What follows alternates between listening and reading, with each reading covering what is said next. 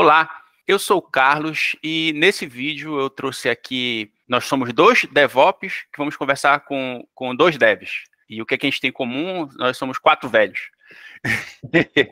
O nosso tema aqui é conversar o impacto, utilizar a entrega contínua no que diz respeito à qualidade de software e teste. Primeiramente, eu vou deixar a galera se apresentar aí. Vamos lá, pela ordem alfabética aí. Olá, pessoal, tudo bem? Sou o André, sou fundador da Vertigo Tecnologia, uma empresa que construí aqui do Rio de Janeiro, lá do Rio de Janeiro, né? Eu não estou lá agora. E eu trabalho com DevOps há algum tempo, desde 2014, 2015, mais ou menos por aí. Testes era uma coisa muito estranha para mim, nunca tinha trabalhado com testes, né? Nessa época, até essa época, a gente via testes como pessoas clicando o mouse em sequência, né? Você tinha uma bateria de gente lá, era como o pessoal testava antigamente. A disciplina de testes era ficar clicando o mouse fazendo relatório. Isso. Até hoje a gente encontra bastante disso por aí, né? Mas o interessante é DevOps trazer isso para a visão de automação e uma coisa fundamental para entregar com qualidade, né? Mas é isso. Opa, eu sou Érico.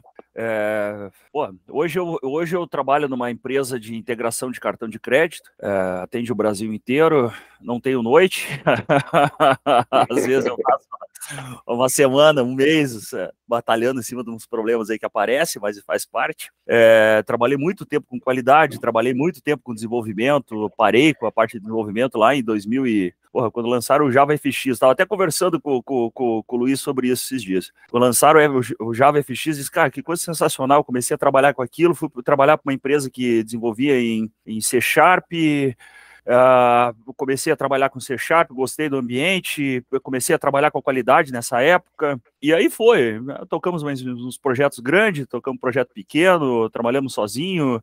Hoje eu quase sou dá para dizer que eu sou o Severino da tecnologia, né? A gente começa a ficar velho e começa a botar a mão um pouco em cada coisa, então eu agora, para ter uma ideia, estava aqui num projeto, trabalhando com Terraform agora, botando os negócios para funcionar aqui, e vendo os problemas que estavam acontecendo, mas é isso aí, a gente pagando, a gente vai tocando.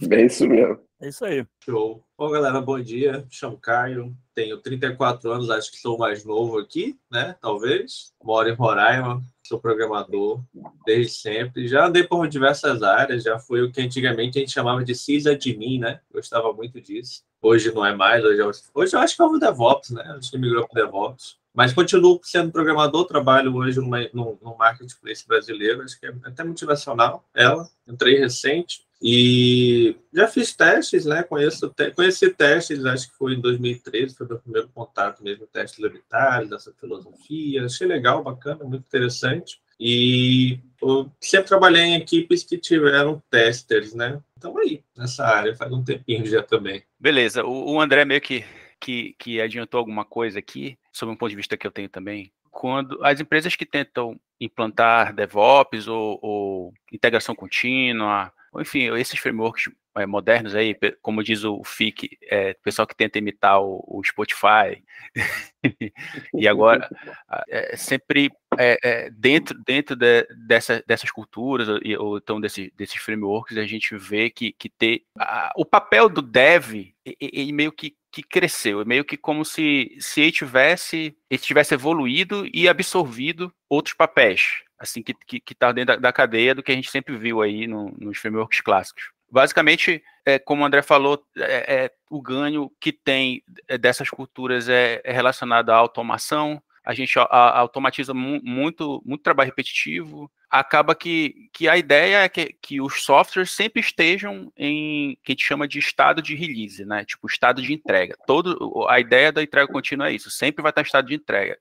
Não vai ter assim, vamos deixar aqui freeze, vamos deixar parado aqui a nossa produção, etc. E sempre vai estar em estado de release, porque fica presumido que algumas funções a própria pipeline já faz meio que automaticamente, porque está automatizada. E aí que está o conflito do QA, né? Do papel do QA, porque normalmente, classicamente, o QA ele meio que sempre está depois do fluxo, né?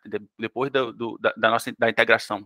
Por exemplo, a gente fez o build, vai passar pelo crivo do QA. Basicamente, hoje em dia, a ideia é que esse papel não fique depois, e se fique ou durante a própria pipeline, ou antes. E eu quero saber como vocês veem, porque vocês têm muita vivência, né? E, tipo, como era o papel do QA que vocês enxergavam antes? Ou então antes não existia QA, ou então sempre foi, os devs sempre foram multidisciplinares, né? Como é o Érico, que ele citou aí, por exemplo, que ele faz tudo hoje em dia, mas na realidade, eu enxergo que tanto o dev quanto o pessoal o sysadmin, na prática, sempre teve esse cara lá que era multidisciplinar, que fazia as coisas, né? E aí eu queria saber qual a opinião de vocês, assim, relacionado a essa questão do QA não ficar, assim, tipo assim, pelo menos na teoria, ele não fica mais depois da esteira rodar, depois da gente fazer nosso build e antes da entrega, e agora ele ficar no meio do processo, né? E na realidade, praticamente não existiu esse papel de QA, o dev que faz isso, né? Eu queria saber a opinião de vocês. Sempre foi assim? Ou isso daí é só...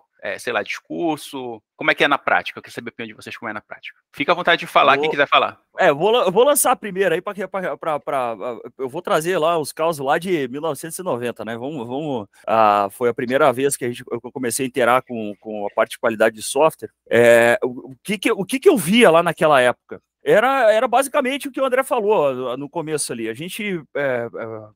saiu o software e depois de sair o software tá em produção, e pegava alguém e dizia assim, testa aí. O que era o testar? O que eu se utilizava? Cara, não utilizava nada, cara. O troço o cara entrava, clicava nas coisas e tá funcionando, beleza. O máximo que acontecia era preencher lá uma planilha do Excel para dizer que estava documentada, alguma coisa assim nesse sentido. Mas aí já tinha, pelo menos, foi nessa época que eu me lembro, assim, trabalhando, eu trabalhava num data center lá no Rio Grande do Sul, uma daquelas empresas que faliram na troca de tecnologia entre a internet de escada de provedor particular para as operadoras. Mas isso aí pouca gente... O André talvez lembre... O Caio não deve nem fazer ideia do que a gente está falando aqui. Mas vamos lá. E aí, só um pouquinho que eu tô com 2 crianças doentes em casa e tem uma agora aqui que tá aqui. Deixa eu só... Filho, só um pouquinho, só um segundinho. Não tem problema, eu vou editar, não tem problema. 5 segundos. Tá ok. Eu sei como é que é. Eu tenho dois aqui também, eles não estão aqui hoje, mas se eles estivessem, já teriam aparecido por aqui. A minha tá gripada. Vocês lembram do jornalista lá? Acho que era inglês, não lembro. E a filha dele entrou no meio, eu lembro. Ao vivo, cara, e vi a esposa dele tropeçando, catando. Sim. Voltou. Vamos lá, que tá gravando. Aí eu lembrando dessa época, mas só que o que aconteceu naquela época? Já se viu que não dava certo o desenvolvedor ser a pessoa que testava, ou ser... Tinha que ter alguém que fizesse esse papel de qualidade, tinha que ter um processo para fazer isso. Isso eu estou falando, sei lá, 96, 97, 90, alguma coisa assim. E aí as coisas, só que é engraçado, porque isso, as tecnologias, os frameworks, os processos e tudo mais, eles vão surgindo e vão criando, resolvendo alguns problemas. Vamos ter o papel do que há na empresa. Aí tu vai para uma empresa em 2004, fui trabalhar nessa época da troca ali, quando comecei a trabalhar com C#, fui trabalhar numa outra empresa que eles estavam tentando começar a implementar a cultura de teste de software que não fosse teste em produção, né? Tipo, faz o deploy da aplicação e se o cliente reclamar, é um defeito. Então, começou um pouco antes o negócio. E aí começou essa cultura de automatizar teste, automatizar alguma coisa em teste, porque não existia nada disso aí. Era um troço assim que mão na massa mesmo, eu vindo da produção, não tinha exatamente nada sobre isso. E eu me lembro que tinha uma biblioteca nessa empresa que era o core mesmo da aplicação, era uma biblioteca, fazia zilhões de transações, o troço era gigante lá, tal, atendia milhares de clientes e tudo, e toda vez que era para mudar uma linha naquilo lá, era o caos porque passava um mês, uma equipe de 10, 12 em cima daquela biblioteca, testando os cenários possíveis e fazendo todos os testes possíveis em cima daquilo. E aí eu, com uma preguiça, né? Todo preguiçoso, pensa, vou parar de trabalhar um pouco, fiz lá desenvolvi com a NUnity, fiz umas coisinhas lá para conseguir automatizar os cenários, os casos de teste, os cenários e tudo mais, e foi um ganho sensacional, porra, porque a gente conseguia testar, em uma semana, conseguia testar com uma equipe de 10 pessoas, fazia 10 mil casos, não chegava a isso, 5 mil casos no máximo, que a gente conseguia aplicar em cima dessa biblioteca. Porra, tu vê o tamanho do treco ali, né? Fazer 5 mil casos de teste em cima de uma biblioteca só era o caos, cara. E, de repente, a gente começou a executar 50 mil casos, chegou, eu trabalhando, o tempo que eu passei, acho que passei 11 anos, não, passei menos, passei 6, 7 anos, bom, também não importa muito. Eu cheguei a um limite de conseguir aplicar 140, quase 150 mil casos de teste em cima dessa mesma biblioteca e fazia em 15 minutos, meia hora no máximo, dependia um pouco ali do environment, do que onde é que estava rodando lá, se pegasse uma máquina maior ou menor, dava mais rápido. E isso é um ganho de performance, um ganho da aplicação. E aí vem essas novas culturas de automatizar, criar linha de produção. Porra, eu me lembro na década de 90, a gente falando em linha, chão de fábrica, Kanban, linha de produção, toda essa metodologia desenvolvida lá pelos japoneses lá, isso eu vi no chão de fábrica 93, 95, sei lá. E aí tu vê isso saindo da produção física de produto para uma produção de software, casualmente, ou por maior influência até, por causa esses AWS da vida, esses tipos de coisa que exigem, na verdade, que seja feito dessa forma, ou melhora, ou fica mais fácil de fazer. Só que aí a gente volta para a cultura de novo que o teste do software é feito pelo pessoal do desenvolvimento. Aí entra toda aquela premissa psicológica novamente, eu faço o teste, eu faço o software, eu mesmo testo, põe na linha de produção, passou no teste, passou. Tá, mas o requisito sei lá, segurança. O requisito de segurança passou. Tá, mas ele atendeu, mas, cara, olha aqui, cara, tu tá usando aqui o CORS aqui, sei lá, alguma coisa assim meio besta no final das contas, que ocorre exatamente porque o conhecimento do desenvolvedor, ele tá focado em tirar aquilo da produção e, no final das contas, acaba que é pena no final da linha. Mas isso é pena para o cliente, né? Pena para a empresa.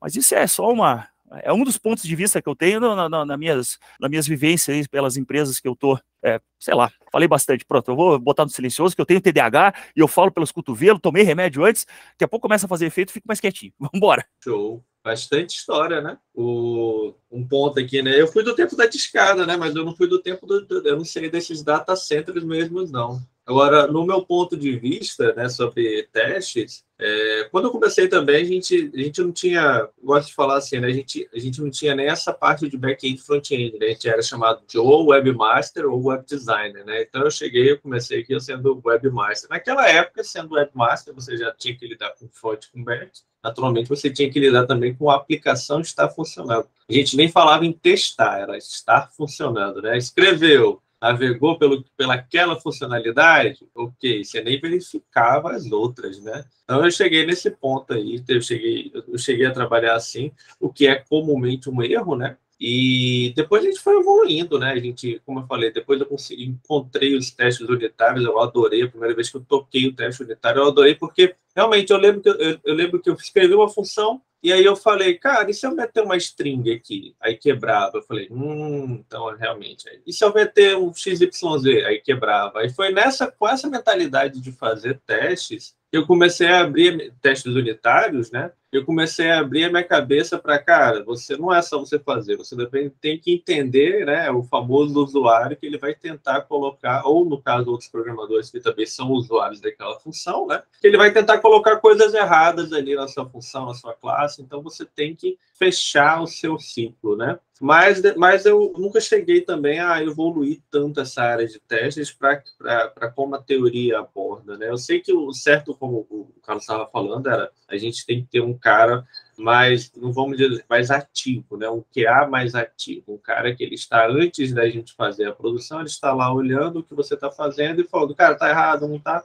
Eu não cheguei a trabalhar, eu sempre trabalhei mais com essa parte de que, depois que a gente fecha a funcionalidade, vem um QA e fecha ela, né? Como se a gente estivesse congelando aquela funcionalidade que a gente fez. O que é, de fato, errado também, né? Não é assim, a gente, no mundo de testes, o certo não é você fazer o teste para uma função que você fez, é antes, né? Você já tem que estar preparando o chão antes. Aí, e sempre lidei mais com uma parte, nunca lidei com uma parte que eu acho que seria interessante, que é a automatização. A gente acaba escrevendo os testes, ou sempre trabalhei com dois cenários, ou a gente escreve o teste, ou a gente tem um rapaz que vem por trás depois, que é o QA, e testa, né? A gente não tem a automatização, porque para mim automatizar é o quê? É a nível de uso mesmo, né? De interface. É a gente usar um Cypress, por exemplo, que vai lá, sai testando e tudo mais, um Selenium que sai testando realmente, para que você não tenha o QA que faça aquela parte repetitiva, né? Que ele mesmo abre o navegador, testa as funcionalidades, grava se tem um erro e dá ok ou não dá. Eu acho isso errado também. Nunca cheguei a trabalhar com esse ponto. Eu acho interessante quando o nível de QA da empresa chega nesse nível onde você tem realmente um QA que escreve o teste visual, né? Que aí ele não tem que ficar fazendo. Legal. É muito interessante, assim, que a gente que é quase fóssil, né? A gente lembra das épocas que havia uma propensão a buscar o formalismo, né? A época de ouro do RUP, né? Em que estava lá, né? Quem escreve código não pode testar, né? Basicamente era um mantra, né? Muito curioso. Isso já foi o que não está muito errado, até falar a verdade, né? Mas só que é um problema, né? O RUP criou uma papelada que... O problema é que queriam sempre usar tudo do RUP. Entra, todo mundo quer usar tudo. Bom, beleza, desculpa, começou. Você comentou coisas curiosas.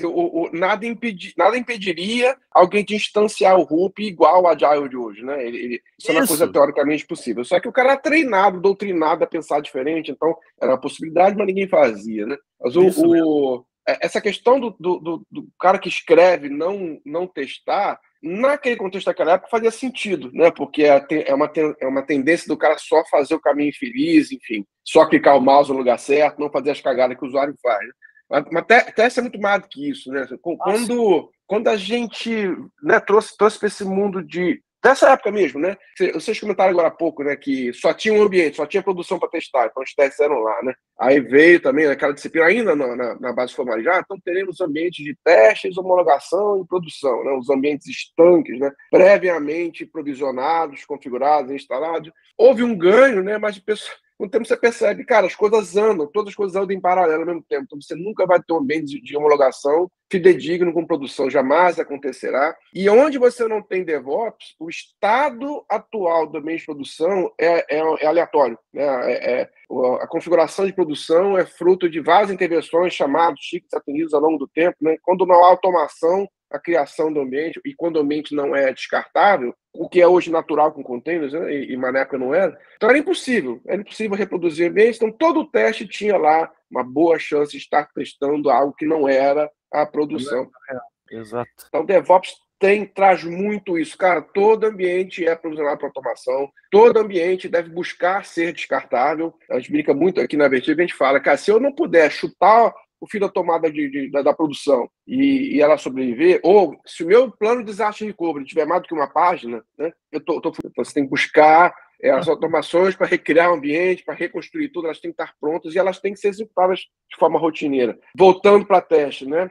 Provisionar um ambiente para rodar um teste tem que ser uma coisa corriqueira, tem que ser algo que você faz tranquilamente, aí você está indo para uma direção boa. É onde o DevOps começa a entrar, né, na sua capacidade de construir testes fidedignos, testes que vão testar realmente o que vai estar em produção, porque produção é isso aqui que está na minha máquina, produção é isso aqui que está no pipeline, não há mais tanta diferença, né? E construir testes também você passa um poder de fogo muito maior, né? Você pode ter pipelines que vão ser mais, vou dizer, ambiciosos no que eles testam, né? Porque essas grandes questões passam a ser mais corriqueiras, né? Vocês comentaram também, né? O teste era feito no final da cadeia, segurança, até hoje, segurança, às vezes, é um pensamento póstumo. Nós estamos em 2022, e a imensa maioria das organizações pensa a segurança como, lá no final, antes de botar em produção, eu vou rodar um pen test. Porra, meu irmão, e aí? E se dizer que tá ruim, o que você vai fazer? Né? Eu já vi isso acontecer. O tempo todo, né? É foda. Alto pra caramba, velho. Então você tem que trazer as pessoas para mais cedo na cadeia. Né? E DevOps é basicamente isso, né? Se você der 2 passos para trás, é olhar a sua cadeia de valor de construção de software, olhar como cadeia de valor de fato, né? E trazer as coisas para momentos mais certos, né? Então, testes, os testes que validam segurança, enfim, tudo tem que ser corriqueiro, assim, aí a gente volta para aquele ponto, né? A escrita de um teste, a concepção de um teste, o design de um teste, ele é uma documentação viva do sistema. Essa que é a grande sacada, né? Então, a documentação nunca vai estar errada porque ela é o teste, né? E, claro, estou sendo um pouco romântico, mas a ideia é bastante essa. Então, você traz celeridade, qualidade para a cadeia inteira, né? E é onde o DevOps, acho que ele brilha na hora onde ele encosta em QA e teste, né? Ele realmente torna natural que as coisas estejam funcionando bem, porque você vai estar sempre testando a coisa certa, trazendo a sua capacidade de perceber um problema por um momento em que é mais barato resolver esse problema, né? Essa é a grande contribuição de DevOps aí para essa disciplina, na minha opinião. Beleza. Quando a gente fala de DevOps, a gente sempre está referenciando uma mudança de pensamento relacionado aos modelos clássicos, né? DevOps é baseado no ágil, e o ágil sempre diz lá que é para a gente não priorizar processos e ferramentas. A gente não deve priorizar essas coisas. A gente deve priorizar o nosso usuário e entregar valor. E, tipo, isso é uma coisa que a gente consegue atestar na prática, né? A gente consegue ver que funciona. Tanto que todo mundo adota, né, cara? Que não existe esse louco que não quer adotar DevOps ou não consegue enxergar que isso agrega valor à organização dessa pessoa. Mas, tipo, quando a gente fala, até a gente chegar no nosso usuário, no nosso cliente, a gente não está sozinho, né? Tipo, não é só o departamento de Ops ou o departamento de Dev, tem outros departamentos, tem o negócio, tem marketing e etc. E quando a gente fala de qualidade de software e testes, meio que essas coisas sempre estão relacionadas, assim, conosco, né? Então, como vocês enxergam, ou se vocês têm alguns causos, né, para contar relacionado a essa relação que os nossos departamentos, ou Dev ou Ops, têm com o negócio, né? E como isso influencia ou atrapalha, no caso, a entrega do nosso software. Assim. Se vocês puderem contar os causos de vocês, assim, exemplificarem, por exemplo, a gente tem um processo para entregar aqui as nossas soluções e esse processo acaba emperrando, ou então a gente, numa reunião com algum departamento do negócio, a gente acaba, sei lá, passando vergonha, né? Tipo, a organização passa vergonha para o nosso cliente por conta desses entraves, né? Do entrave entre os silos, né? Entre o silo do nosso departamento com o outro departamento aí. Eu queria saber de histórias de vocês aí, ou se isso já aconteceu, se não aconteceu, etc. Eu acho que quando a gente coloca... Hoje, falando de uma forma mais atual, né? Quando a gente coloca esse ciclo de DevOps para funcionar, a esteira para funcionar, e o pessoal geralmente, os setores geralmente entendem, né? Que a gente fala assim, tá em build, né? O pessoal entende, tem que esperar, né? Então, assim, eles muito que não interferem, né? E aí já tem antes de a gente começar a desenvolver, já tem todo um processo de análise de projeto que nós, pelo menos programadores, não fazemos parte, que lá já é decidido tudo de antemão. Esse é um mundo perfeito, né? Que lá já é decidido de antemão. Mas, às vezes, acontece de alguma coisa fugir daquela análise de processo e chegar no desenvolvimento de fato, né? E eu tenho um caso que foi basicamente, assim, eu não digo que foi um caso de falha, né? Mas é um caso que impactou muito um projeto em questão que eu trabalhei, né? Trabalhei com um projeto em blockchain e ele não foi muito bem projetado. E, basicamente, o blockchain, se a gente parar para observar, ele é um banco lento, né? Você vai inserir um dado lá, ele é um banco lento, nada mais do que isso. Ele vai fazer todo um processo para depois ele te confirmar, e depois que ele está lá, ele está congelado, né? Só que, eis o lance, né? Eu nunca tinha trabalhado com blockchain, então o que eu percebi? Cara, para a gente inserir um dado no blockchain, a gente tem que ter total certeza do que a gente está inserindo lá dentro. Porque depois que você insere aquela estrutura, você não pode modificar ela, você tem que criar uma outra. Se você cria uma outra, todos aqueles dados anteriores que você tinha colocado se perdem, basicamente, né, no meu conceito. Porque a nova classe, o novo objeto, ele não vai ter ligação com os objetos anteriores, ele não está ligado. Então, basicamente, você se perde. A gente estava nesse estado, né, que a gente não conseguia, a gente não tinha fechado, o projeto não tinha sido fechado corretamente, e basicamente ele já estava em produção, e ao mesmo tempo que a gente ainda estava descobrindo todas as funcionalidades que a gente tinha que colocar ou não por causa dessa peculiaridade do blockchain, né? Porque ele é lento, porque ele é isso, porque ele é aquilo. E estava um caos, né? E aí eu lembro que uma vez eu falei, gente, depois que eu tive essa visão, eu chamei o cliente, né? E cheguei para ele e falei, olha, tem uma ideia para a gente aqui. Vamos desativar o blockchain. A gente trabalhava com 2 bancos, a gente trabalhava com o Mongo e aí depois a gente jogava no blockchain. Eu falei, vamos desativar o blockchain. Quando a gente tiver certeza do que a gente está fazendo, essa é a funcionalidade, a gente reativa o blockchain e pronto. E aí o cliente falou que não queria, que não sei o que e tudo mais. Ou seja, foi uma interferência na minha visão, né, de um setor dele, né, da mentalidade dele, numa questão técnica. E aí não deu certo. Para mim, na minha visão, não deu certo. O projeto foi só caindo de ladeira abaixo por causa dessa mão que ele teve que colocar numa parte técnica que ele não entendeu. Mas essas questões, essa parte mais... A gente, como a área técnica, ou como e o André pode até trazer, como empresário da equipe aqui, pode trazer essa visão. A gente, como técnico, a gente traz essas questões técnicas, muitas vezes, para o cliente, para o contratante, só que a gente não tem a visão comercial da coisa. A gente não, muitas vezes, a maioria das vezes, a gente tem uma noção do que é, ou o que se espera, ou o que se necessidade que vai ser atendida, mas a gente não tem essa vivência, a gente não trabalha, a gente não é empresário, a gente não é diretor de empresa, a gente não tem essa convivência. E aí esses conflitos, na verdade, ocorrem, e qualquer área vai ocorrer, né? É o comercial pedindo, eu até botei ontem, até pensando no caso, botei ontem ali o caso do botão lá, né? A gente não tem a vivência comercial do que está acontecendo, a gente não sabe quais são as necessidades exatas, ou o que é esperado, qual é a dor do setor comercial, do diretor da empresa, ou quem está contratando. Ei, Érico, conta esse caso do botão aí, cara. Porra, do botão. Peraí, conta aí. Na história pela metade, não. Essa história do botão foi um botão mesmo, cara. Era até uma aplicação Forms, até um Informes lá. E foi nessa empresa aí de C# que ocorreu isso aí. Bom, o resumo depois, no final da história, dava mais uns capítulos, mas a história resumida fecharam um contrato, o comercial fechou um contrato com um cliente grande. Eu não me lembro de valores. Eu sei que a comissão do comercial batia na casa de 1 milhão, um troço assim.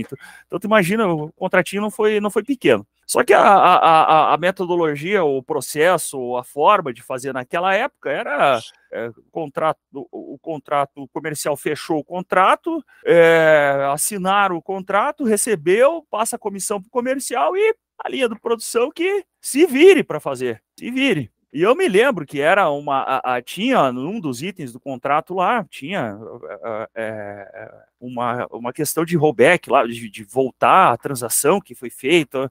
Era um negócio meio, tipo assim, nunca ninguém implementou, mas era basicamente botar um botão de cancelar na tela do cara lá, ele podia cancelar. Nossa, basicamente um botão de cancelar. E aí pediram para implementar isso aí, e o desenvolvedor-chefe do setor, lá, um analista-chefe, disse, olha, nunca foi implementado isso, e a produção tá lotada, estamos com 100% de ocupação, vai demorar, sei lá, 6 meses, eu não me lembro bem os prazos, 6 meses para ser desenvolvido isso aí, não tem como sair antes, não existe como, só se a gente contratar mais gente, mesmo se contratar mais gente não vai dar tempo para treinar, então não tem o que fazer. E aí o comercial começou a ficar louco, porque uma das cláusulas era que poderia ser feita, e teria que desfazer o contrato com esse cliente. E aí tu imagina, o comercial já com a comissão na mão, provavelmente já com a passagem para Paris comprada, faz uma reunião, chama todo mundo, aquela coisa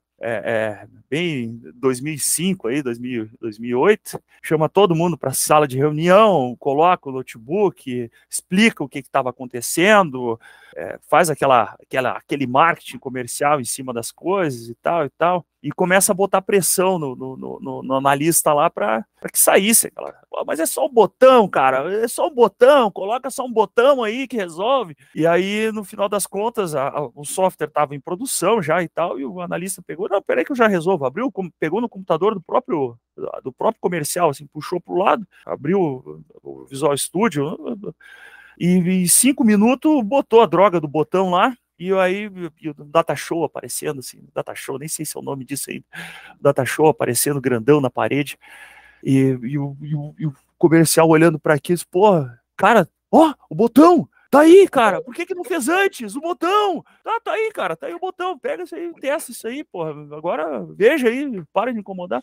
E o cara vem, aí todo mundo parado, umas 15, 20 pessoas, sei lá quantas pessoas, eu era da parte do QA naquela época, todo mundo parado, assim, aquela coisa, e a cara de felicidade do comercial no notebook, e ele vem com o mouse, e todo mundo olhando no Data Show, e olhando pro cara, e o cara pega e clica no botão e, mas não tá fazendo nada esse botão, cara? Ah, não tá? O botão tá aí, a reunião acabou, agora se o botão tá com problema, abre o chamado que a gente resolve depois. E ó, saiu porta fora, cara, e deixou assim todo mundo sentado, olhando um pro outro.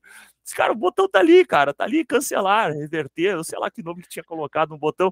Porra, botão, é só um botão, cara, é só um botão, não sabe a ideia, o que precisa ter por trás para funcionar, não tem a visão. E realmente, no final das contas, conseguiram entregar essa droga desse botão, fizeram, viraram turno, mas não levou, não ficou pronto em 30 dias, levou bem mais do que isso, mas deu tudo certo no final das contas. Mas essa é a história, mais ou menos, atrás da coisa, né, cara? Quem tem a visão de frente, porra, é só um botão nessa interface aí, cara, coloca o botão aí, tá aí os códigos por trás, e a interação do software por trás, e a resiliência do negócio, e não é assim que funciona, e é isso aí. Da mesma forma, a gente não tem a visão do comercial, qual é que era a necessidade, claro, ele estava explicando bem, de forma enfática, né, mas é mais ou menos isso, a gente não trabalha na nossa área, a outra área a gente tem uma noção só, mas é isso aí, isso aí. A gente, você contou uma história que é um problema aí técnico, né? Assim, você cria vários incentivos para que a coisa seja feita de qualquer maneira, né? Começa pelo cliente, ele é o primeiro culpado. Ele solta uma RFP, uma licitação, uma RFP, de escopo fechado. Pronto, isso aí. E todo mundo sabe, não existe criar produto de software de escopo fechado. Não. O escopo ele é uma construção, né? Agora, o cara vai, esse gestor de TI, esse CTO, CIO da empresa, o CEO da empresa, vai no evento do Gartner e lá falam para ele, escopo fechado não, é feio, né? Assim funciona. Todo esse discurso de Agile, de DevOps, ele já faz parte do discurso que o engravatado escuta quando ele vai no evento careta, como o evento do Gartner. Eles escutam isso. Aí chega dentro de casa, o que faz? A mesma merda que sempre fizeram. Solta FP, licitação de escopo fechado e foda-se, né? Começa lá. E era uma licitação de escopo fechado. Exatamente isso. Exatamente isso. Aí o comercial do lado de cá, ele tem que emplacar aquela conta, né? Então é ele que faz a promessa inexequível, né? Então tem FP de escopo fechado, que é pedir para dar merda, aí chega o comercial, né? Quer ganhar aquele contrato, pratica um preço inexequível, faz promessa para os outros cumprirem e pronto. É a tempestade perfeita de merda, né? Você não tem a menor chance de dar certo. Então, assim, esse é o mundo meu de consultoria, né? É viver isso todo dia e lutar contra isso. Então, testes QA é a primeira coisa que o cliente diz que não precisa, porque tem que entregar mês que vem, tem que entregar daqui a 2 meses. Ele é o primeiro cara a falar que não quer teste, não quer QA, não sei. Só que quer que funcione, por milagre, né? E a mesma coisa, e as coisas são alinhadas. Então, você está construindo uma solução que conversa com uma API, quando você vai botar em produção, a API mudou, porque é outro time construindo uma outra coisa. E é isso. Essa é a minha vida, assim, hoje. É isso o tempo todo. Então, a gente fala aqui sobre QA, teste, automação, você consegue naquilo que é teu. Você está construindo com o teu planejamento, com a tua... Agora, consultoria, cliente, FP, licitação, meu irmão, é uma luta para você conseguir fazer o cliente aprender, emplacar isso, né? Ou mudar a gestão de TI, trabalhar com DevOps, trabalhar com automação, né?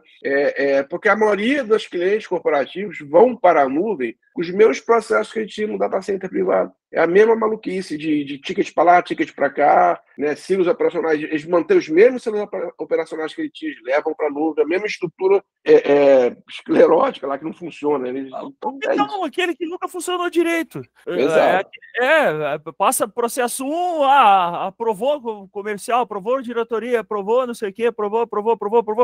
Quando chega lá no final do processo, lá no final, pega o cara de qualidade, cara, tá errado. É o que a gente estava conversando no começo. O cara chega e diz, porra, cara, tá errado. Não é o que o cliente vai querer, não vai entender. Não, mas agora é custo. Aí tem a visão do custo, né? O que é custo. Por quê? Porque chega, aí faz a fila inteira, aquela pedra caindo no coisa, vai chegar no final, o que põe a mão para segurar.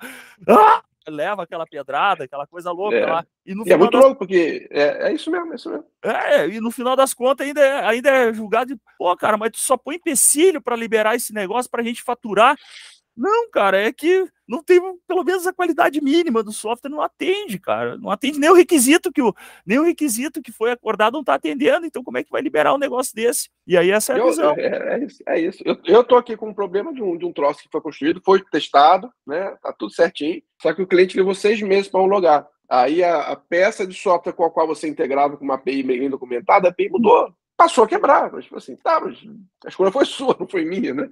E é isso. Então, independe totalmente da área técnica para essas coisas funcionarem, porque são vários outros fornecedores, vários outros produtos de software sendo desenvolvidos ao mesmo tempo, e é caos o tempo todo.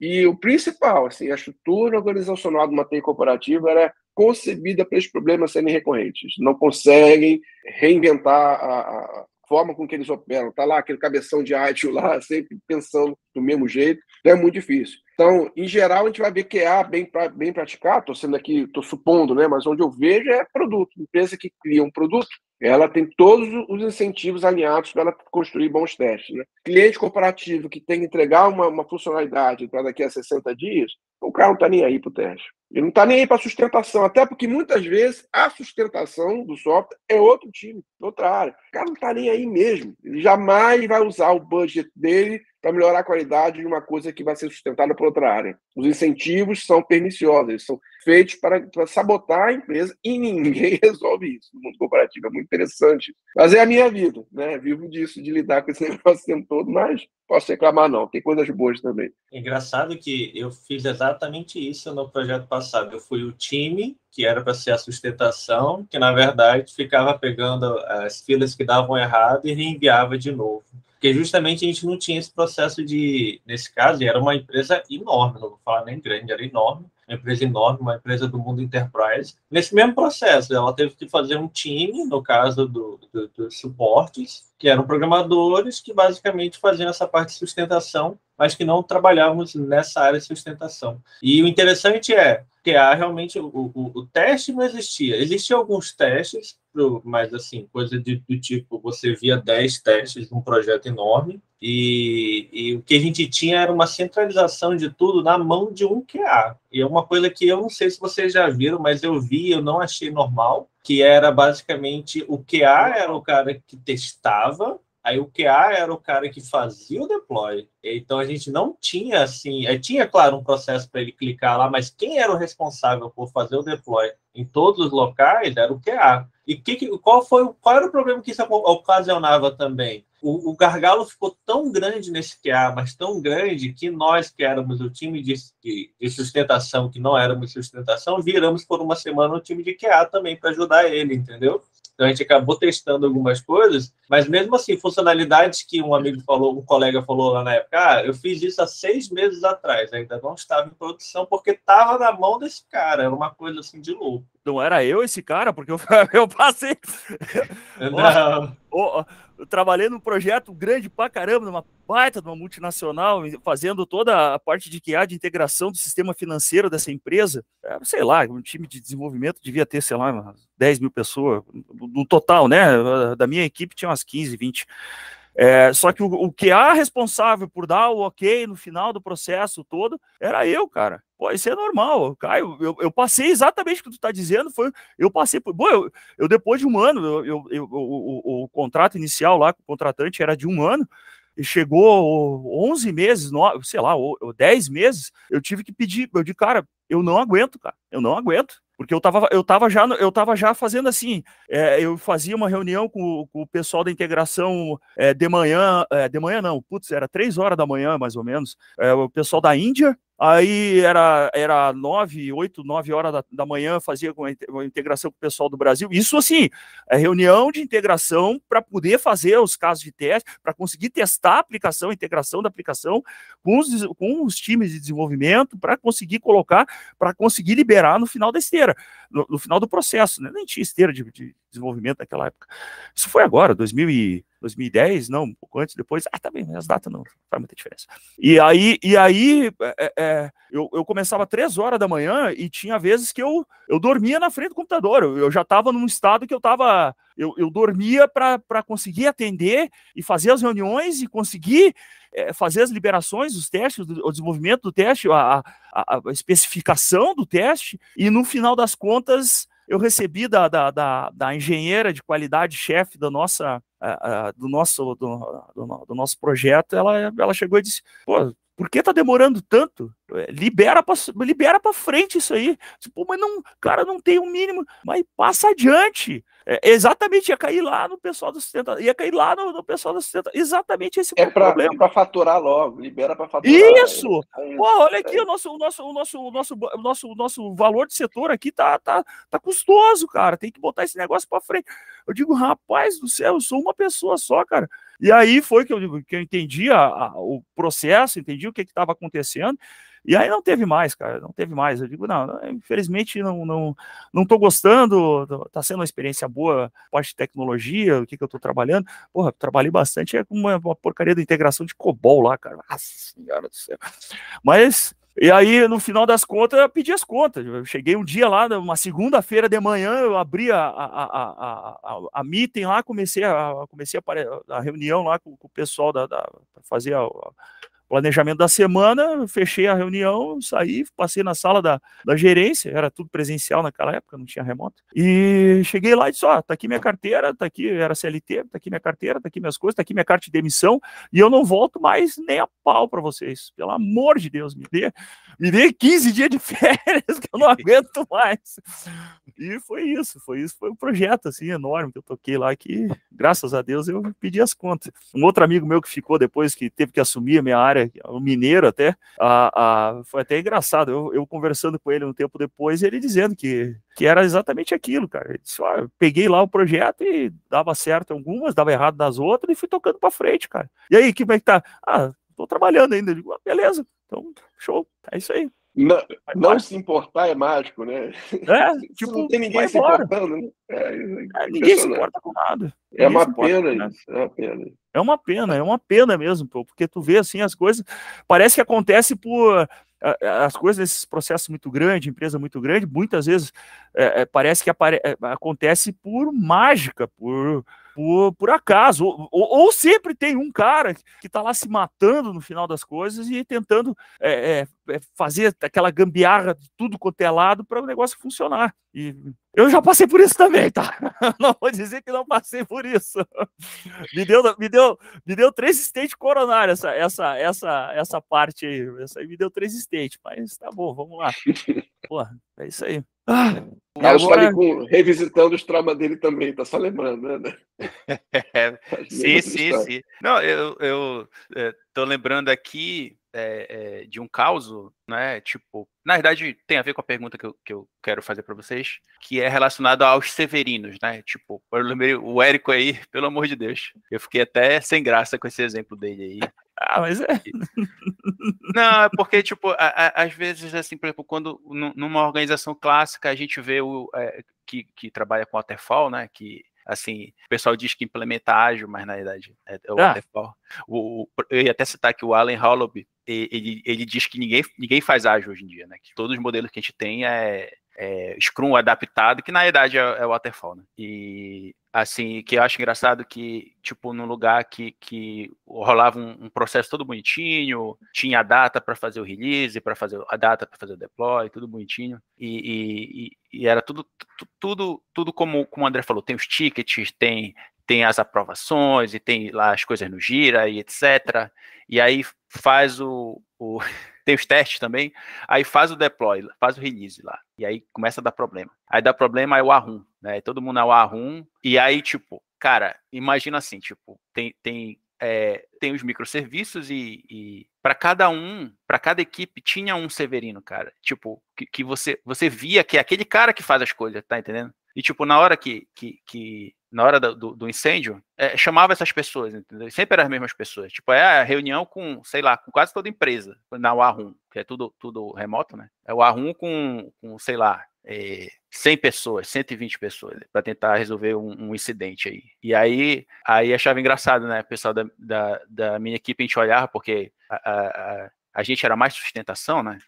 Mas a gente olhava as equipes lá e, deu problema e tal, microserviço. A gente já sabe que vai ser o fulano que vai resolver o problema. E aí era o cara falando, compartilhando a tela dele para todo mundo, né? E resolvendo o problema lá na nossa frente. Eu ficava olhando assim, o cara tá mexendo em produção, e eu ficava, caramba, velho, tem todo aquele processo, aqueles tickets ali, não serve para nada na hora do incidente, né? É o cara que são os severinos que resolvem, né? No final das contas, assim. Não, e tem uma coisa sobre isso, é exatamente isso que tu falou. O cara vai lá, tá tudo pegando fogo, tá tudo incendiando, passa a bola para frente e depois reclama. Pô, mas tu não botou um comentário no teu código daqui? O teu ticket tá ali aberto ainda. Eu digo, cara, eu tô trabalhando com 14 ticket crítico, cara. E como é que tá aquele ticket do... Sei lá, cara. Resolveu o problema? Tu já viu se? Não sei, tô te perguntando. Porra, cara. É caso para dar 3 stage coronário, cara. Não adianta. Mas Tinha um amigo meu que ele falava que assim, é gestão de ponto preto. Ele tem lá um monte de pontinho preto. Fez não sei o quê. Aí ele marca o pontinho. Não fez, não marca. E não age para. Como é que eu faço para aquele troço não acontecer de novo? E não age assim. Só tá marcado pontinho preto. Marcou, não marcou. E foda-se. É desse jeito. Pior que é mesmo, é bem assim mesmo. Mas tinha falado do waterfall, e por que isso por que a gente tem uma cultura que não sai desse waterfall para frente.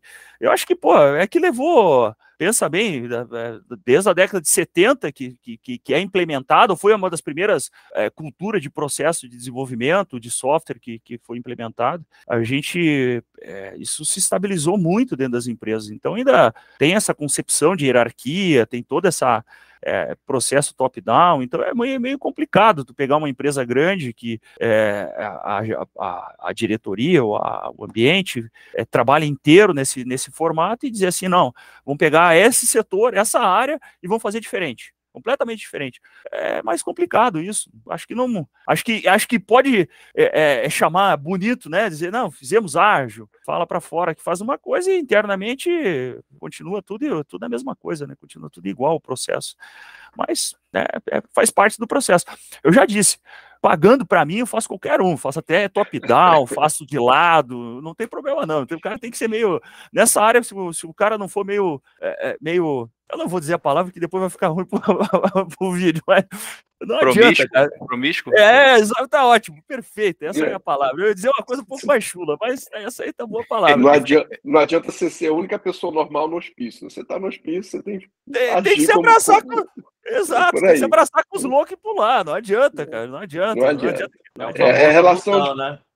Relação de consultoria com o cliente, às vezes é muito isso. O cliente cismou, soltou RFP, a RFP tá pedindo para você botar tartaruga no poste, não adianta, você tem que botar tartaruga no poste. Fazer o quê? Vai ganhar a licitação depois de dizer que o objeto tinha que ser outro? Não adianta, né? Enfim, a vida de consultoria é muito essa, lidar com essas coisas. Mas ainda assim, você consegue incrementalmente atuar, mas você comentou uma coisa muito interessante agora, o Agile, né? Não existe Agile sem DevOps. Sem DevOps é wishful thinking. Eu gostaria muito de ser ágil, eu tô lá com torcida, pompom, dançando, mas se você não tem DevOps, você não consegue, de fato, por quê? Você tem que ter feedback loops rápido, você tem que cortar o feedback loop, tem que fazer entregas constantes, você consegue fazer isso sem DevOps. E DevOps não é aquela velha discussão, não é só uma questão de botar um monte de ferramentas. Né? DevOps é uma transformação cultural e organizacional. A TI corporativa ela é concebida de uma forma que ela não funciona, ponto. Ela funciona até um certo ponto mas ela cria incentivos ruins que impedem qualquer ação realmente transformadora. Então, é o que a gente sempre fala. A gente trabalha com modernização de TI, transformação digital, né? E quem quer, de fato, entregar isso além do PowerPoint, vai trabalhar sobre mudança cultural, sobre mudança organizacional e vai ter que conversar com o C-Level mesmo, porque é de lá que vai ter que partir a mudança, porque a resistência da organização é muito grande. Então, a gente está aqui na ponta falando sobre QA, mas por que é difícil trabalhar com QA em grande corporação? Aí você olha o rastro de problemas, né? Tá lá, a concepção da organização impede que você faça esse tipo de trabalho de melhoria contínua ou de atuar de forma realmente efetiva, porque os silos operacionais estão lá todos com as suas formas de medir resultado, né, de medir performance, elas são feitas de uma maneira que o cara não tem incentivo nenhum para tentar uma coisa melhor. Muito pelo contrário, vai ser punido, não vai ganhar o bônus dele, se ele tentar resolver um problema que é um problema crônico, né? Enfim, mas a gente tem que ser otimista, né? A gente pode... Esse tipo de coisa que a gente faz aqui, algum CEO vai ver esse vídeo, vai mudar a cabeça dele, vai, enfim, tá na esperança de fazer essa onda acontecer. Tomara. Ou a comissão que ele vai receber, se não fizer tudo ao contrário, vai ser maior. Então, pô, isso é a grande verdade. Isso é a grande verdade. Outra coisa, cara. Pô, a gente fica pensando se...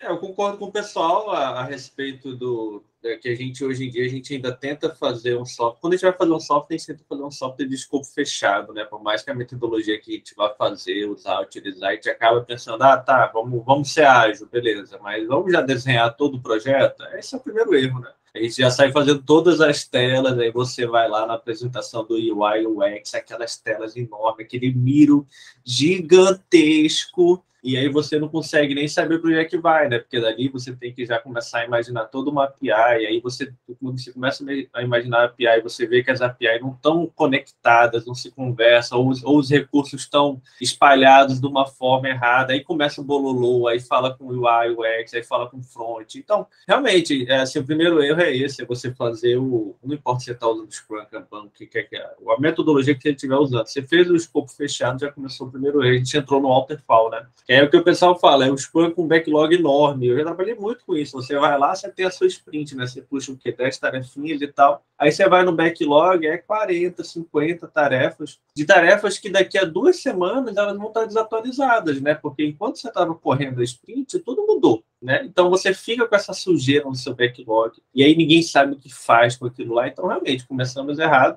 E eu concordo com o pessoal que é a respeito... Isso começa porque o setor de tecnologia, ele é um setor dentro de uma empresa que não se comunica, né? Eu acho que é diferente quando a gente tem uma empresa 100% de TI, onde é diferente, né?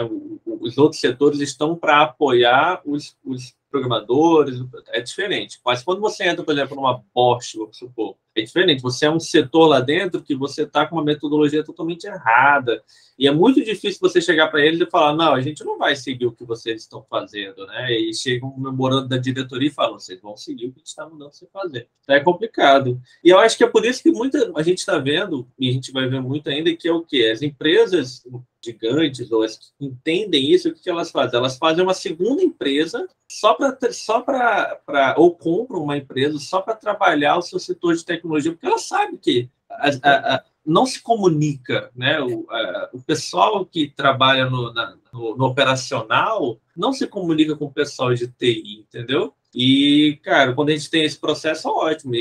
Mas mesmo assim, dentro do nosso setor de TI, a gente ainda tem que parar com esse Scrum, com backlog inchado. E isso é um erro. Nem me fala em backlog inchado. Eu tenho, acho que deve ter umas 50, 60 tarefas esperando para análise. Está lá parada lá.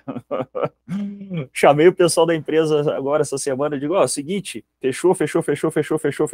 E dessas 50 aqui que a gente tem, o que eu vou priorizar, cara? A gente prioriza o quê? Mas é exatamente isso aí, né, Caio? Porra, como é que tu trabalha com 50?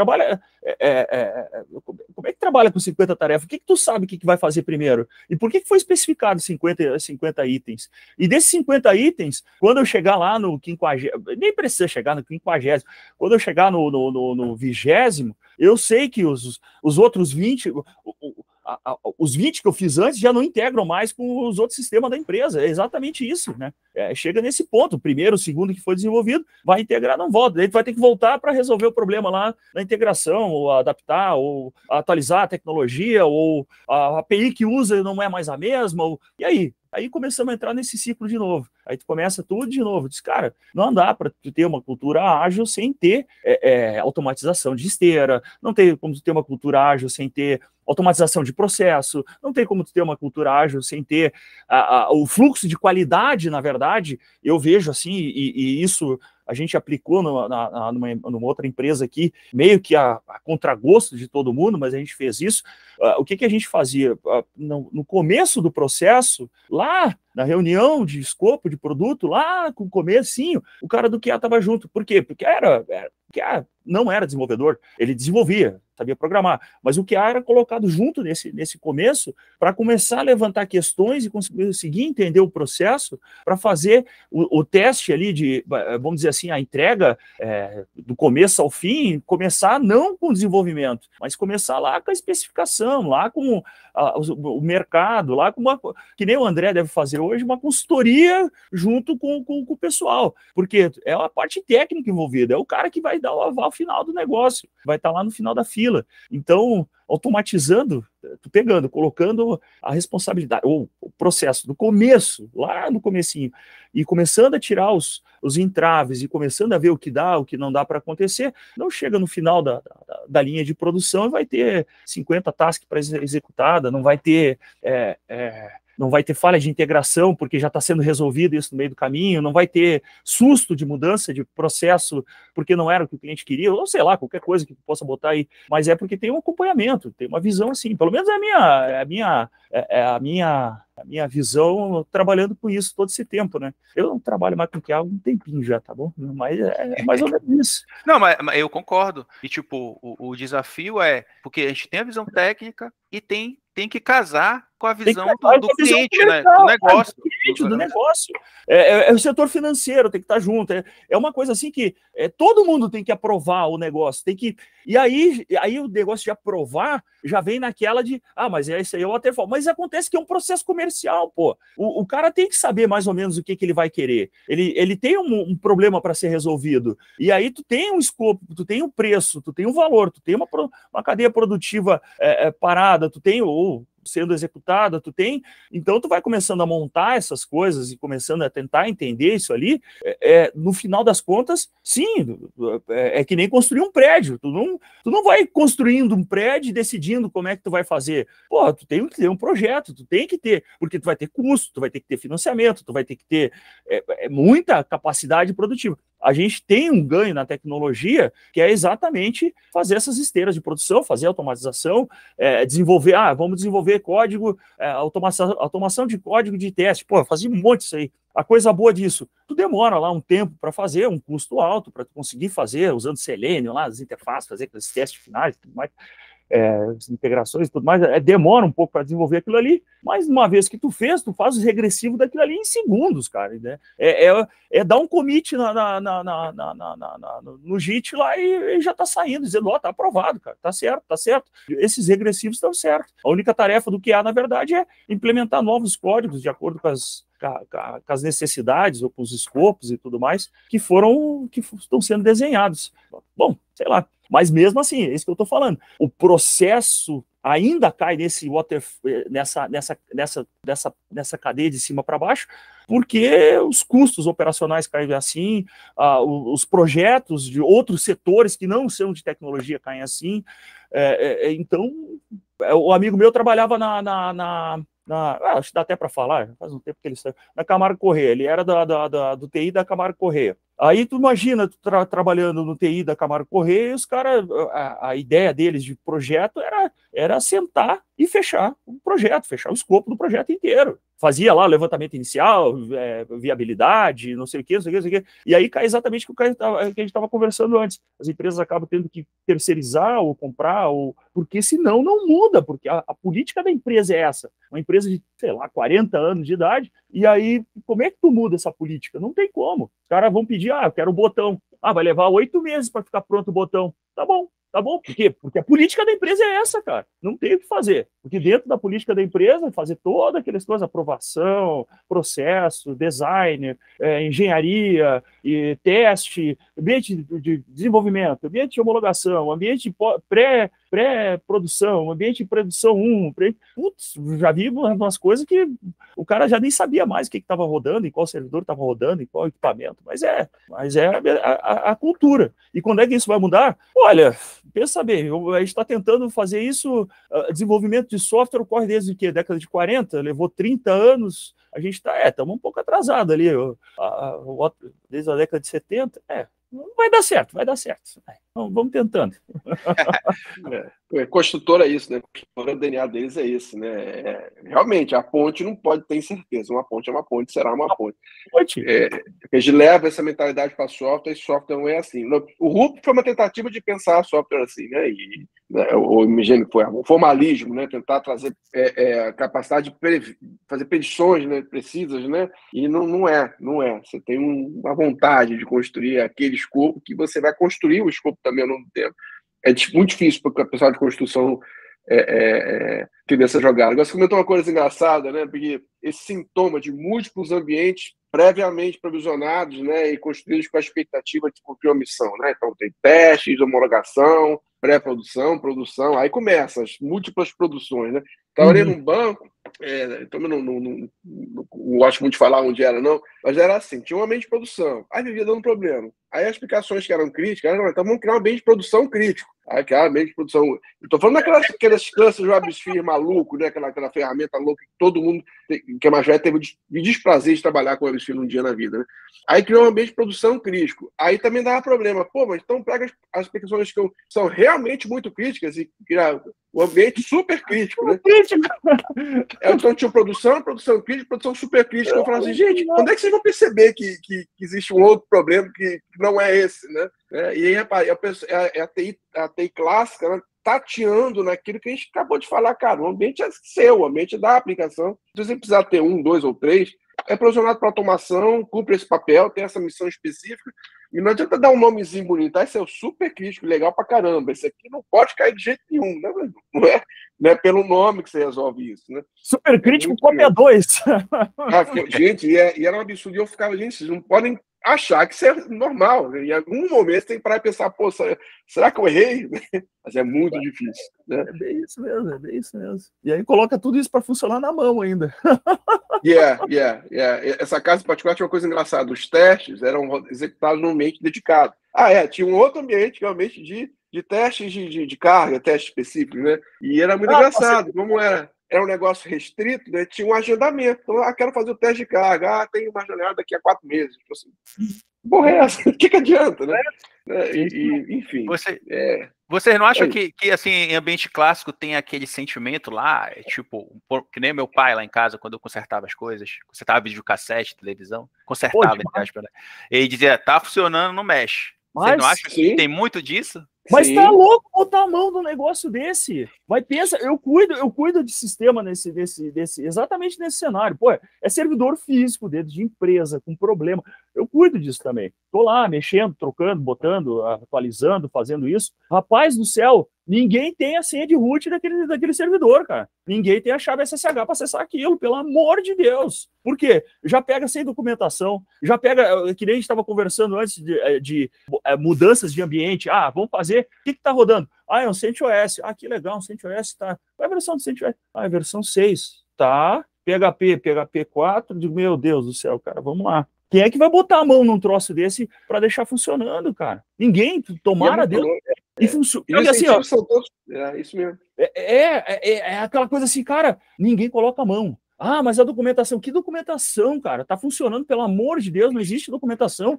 Que toda vez que pega fogo, tem um Severino da vida que vai lá, faz uma conexão. Pô, se eu te contar que esses dias eu peguei o carro, fui numa empresa, passei 4 horas dirigindo o carro para chegar numa empresa, para espetar a droga de um pendrive num servidor para arrumar um problema, conseguir acessar o servidor para arrumar um problema num cliente.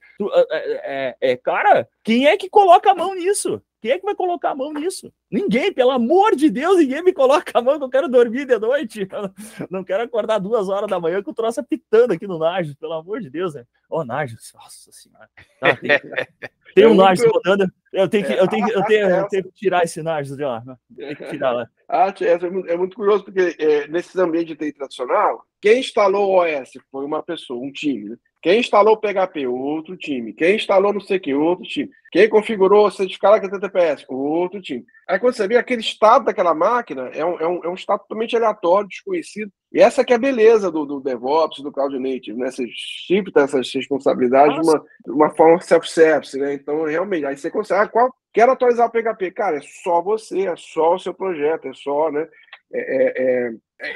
A maior vantagem foi essa, né? Você trouxe sanidade para a sustentação e esses débitos tecnológicos costumam ser mais fáceis, mais contidos para resolver, né? Ou a gente espera que seja assim. Não, eu tenho minha opinião sobre negócio de tecnologia, que é assim, não, André, 40 anos trabalhando com isso, não, um pouquinho menos, uns 35 tá bom. A gente pega tecnologia nova, nossa, que lindo, vai resolver todos os nossos problemas legados, todos os nossos problemas. Cara, toda tecnologia nova vem para resolver problema que todo mundo conhece, que todo mundo está cansado de botar a mão para resolver, e aí traz problema que ninguém sabe de onde é que vem. Esse é um problema de sempre ter tecnologia nova. E aí um problema que as empresas passam, que eu vejo que se ela não muda, e é exatamente porque já passou por isso, as tecnologias salvadoras. Não, porque se botar isso aqui... desculpa aí, André, mas muitas vezes eu vi isso papo de consultor. Lá no estouro da bolha lá de 2000, lá naquela época, tinha muito consultor que trazia essas ideias. Não, porque assim resolve todos os problemas. Nossa... vai trazer isso, vai resolver tudo. A empresa vinha com aquele legado dela, com aquela coisa feita tudo nas coxas, e era como tinha para fazer também, não tinha outra forma.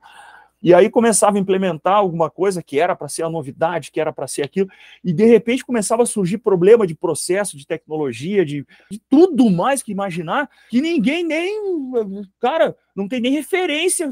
Como é que vamos...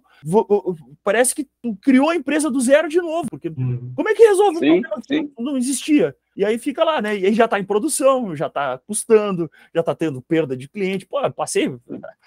A outra empresa que eu fui trabalhar aqui, também passei por isso também, cara. Eles começaram e contrataram um dia lá, disse, vamos trabalhar junto? Vamos trabalhar. Mas a gente está reformulando tudo. Eu digo, cara, meu Deus do céu, vou pegar 10 anos, de novo. 15 anos de empresa, tudo funcionando, e para que isso? Não, porque esses problemas vão ser tudo resolvido. Meu, aquilo lá foi punk o negócio. Eu fiquei um tempo com ela, mas faz parte. A decisão que o pessoal tem que tomar é basicamente isso. Qual é o custo de mudar e qual é o custo de deixar como está? É que, na imensa maioria dos casos que a gente trabalha aqui, deixar como está é o pior cenário. É o caso típico da aplicação Java com WebSphere, né? Assim, é o tipo de ambiente que ele se torna ingerenciável muito rápido. Mas aí que ele já não tem mais ideia como suportar isso aí, tio. Não tem mais como. Era isso que eu ia dizer. Era isso que eu ia dizer, né? Que tem os casos que não tem saída, né? Nem todo mundo é COBOL, né? COBOL é bacana, aí beleza. Bora, daqui a 20 anos a gente vai estar conversando sobre COBOL ainda. Vai! Mas tem lugar aí que tá com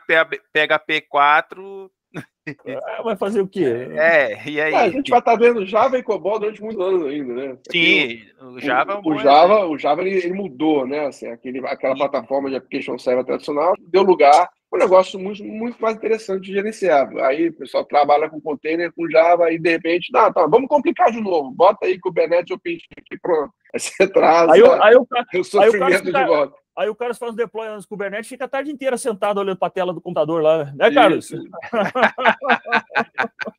pessoal inventou um negócio para ser simples, para ser bonito, para ser tranquilo. Aí o pessoal, não, tá bom demais, vamos complicar. Vamos complicar o negócio. Traz o Kubernetes. É isso aí. Pois mas aí vem uma outra pergunta. Vocês acham que esses problemas que a gente está conversando é muito relacionado à crise do software, né? O software existe há muito tempo, né? Desde a década de 70, como vocês citaram aí. Ela ainda existe até hoje, né? Eu lembro que, sei lá, 2007 eu fiz pós-graduação e a gente comentando, tentando resolver a crise do software, etc. Mas você não acha que hoje a gente está bem, não vou dizer bem maduro, a gente já levou tanta pancada que a gente não consegue identificar outros problemas que não sejam tecnológicos, não seja da tecnologia? Você não acha que o problema está em outro lugar? Sim, é a minha pergunta. O problema está em outro lugar. Cara, óbvio.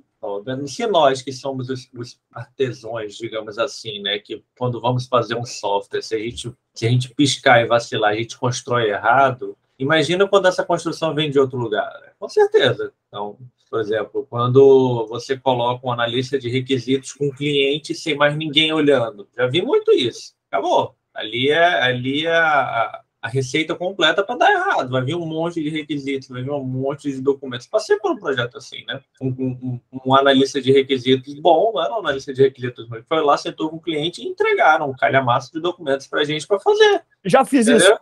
Pronto, tá tudo errado, tudo errado. Então, aí os documentos eram incompletos, pegar a informação. Aí o problema disso tudo é o seguinte: Caio, mas pô, legal, isso pode até dar errado, mas aí depois você vai lá e conversa com o cara. Mas não tem essa de vai lá depois e conversa com o cara. Tá lá, tá escrito, entendeu? Você não tem. Para você. Quem disse pra você que o cliente sabe o que quer, né? para a gente conseguir nesse projeto. Era um projeto importante até do órgão brasileiro aqui. Para a gente conseguir depois que o cara fosse lá revisar o documento com a gente, porque a gente estava mostrando que o que ele estava pedindo não estava sendo possível de fazer, a gente tinha que fazer reuniões a cada uma vez no mês, pô. Então, assim, o projeto ficava lento, complicado, cheio de bugs, etc. E sim, com certeza, como eu comentei, o problema vem de outros lugares, né? Ainda mais nessa questão de empresas como a Camargo Correia, onde para eles construir um edifício é um edifício, realmente tem toda uma ciência que a gente não pode meter o bedelho, que eles estão certos, mas quando eles tentam trazer isso para a nossa área, dá errado. E a gente tentou fazer isso por muito tempo, a gente ainda continua tentando fazer isso com outros nomes, né? Como a gente fala. Mas é uma metodologia que a gente tenta tirar, né? E aquela coisa, é questão de experiência também, né? Como a gente estava comentando também aí, vamos trocar a tecnologia A pela B, né? Isso antigamente era muito comum. Antigamente o desenvolvedor ele tinha essa sagacidade de chegar e falar, não, botar um Java aqui, o Java é o problema, vamos botar PHP. Não, tá um PHP aqui, o PHP é o problema, vamos botar um C#, entendeu? Só que ele apanhou tanto nesse tempo que ele já descobriu que essa não cola mais, entendeu? Então a gente parou com isso. Acho que vocês não veem mais com tanta frequência, mas antigamente, 2016, 2017, chegou, tá errado, tem que refazer tudo aqui. Então a gente foi pegando essa maturidade para não fazer isso, e graças ao Kubernetes, o container, essas coisas todas, a gente teve mais espaço, porque antigamente uma das coisas que fazia a gente trocar era justamente, por exemplo, eu acho muito legal o Ruby on Rails. Eu acho fantástico. Mas é um framework fantástico, né? Vou botar numa visão de programador. Mas o deploy dele era uma coisa assim, para mim, que entendia de Linux, fazer deploy, era um parto. Na época que a gente não tinha cloud, era servidor, era tudo mais. Era um parto. Você dá comparado com o PHP, que você chegava lá, botava a Apache, ligava a Apache no PHP, botava tudo funcionando, era um parto. Então, e as dependências que atualizava uma e quebrava a outra. Pá, velho. Um parto. Então, assim, e isso me faria chegar num projeto que o cara falasse para mim, cara, tá tudo lento. Eu falei, cara, tira o Ruby on Rails por causa disso. Mas com o Kubernetes, não, cara. Chega lá, Carlos, tá aqui, ó, esse é o projeto, essa é a receita, multiplica isso daí em vários containers e acabou. Mas é lento, não importa, é 20 containers, bota mais 40 aí que ele vai dar conta, bota um gateway na frente, acabou, tá tudo mais fácil hoje em dia. Então, matar o legado já não é mais tão interessante hoje. A não ser, claro, como vocês falaram, quando fica insustentável. Então, a gente já está nesse ponto. A nossa maturidade com o legado é esse ponto hoje em dia. Está insustentável mesmo, até mesmo com cloud, com multi-cloud, com container. Aí sim, temos que começar a fazer alguma coisa. Foi interessante que a gente entendeu que o problema não é a linguagem, nem é o framework, é a cadeia. Né? Então, assim, como é que eu cuido do provisionamento da ferramenta da estação de trabalho, né? Aí o pessoal entendeu, um Docker Compose, não sei o quê, subir o ambiente da estação de trabalho ficou 10 vezes mais fácil. Pipeline também, para prever os problemas, né? A gente conseguiu fazer de um jeito que a gente trouxe sanidade para a cadeia inteira. Então, para chegar em produção cagado, requer algum esforço, se você fizer o negócio bem feito, né? Então, a gente acertou em cheio, né? Quando casou o Agile com o DevOps, foi quando a gente acertou em cheio.